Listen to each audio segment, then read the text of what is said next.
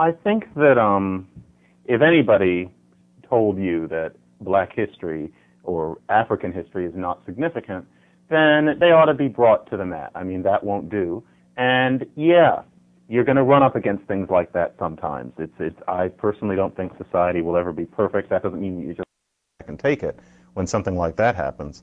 But as for black history, if I understand you correctly, there are two things.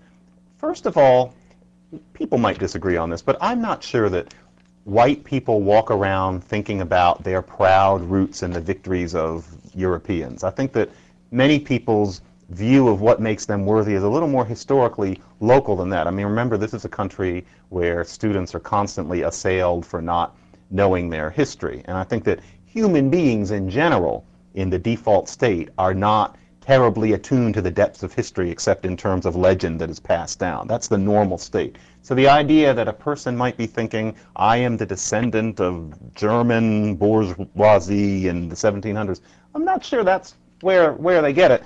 And in the same way, and I've written about this, I think that if black American people want to have pride in their history, for me, looking at the pyramids, it's too indirect. It's kind of like a person of French-Canadian ancestry looking to the Russians because it's Europe. I mean, really, we have to talk about something more specific.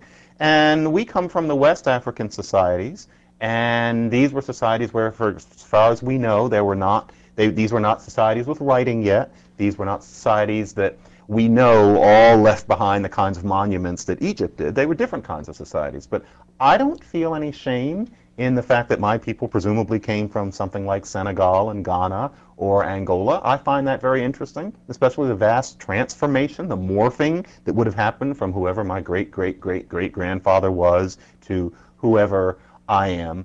So it's a matter of what you take pride in. And I worry that with the Egypt thing, the idea is that somehow that's better than what people were doing in Ghana. I don't think so.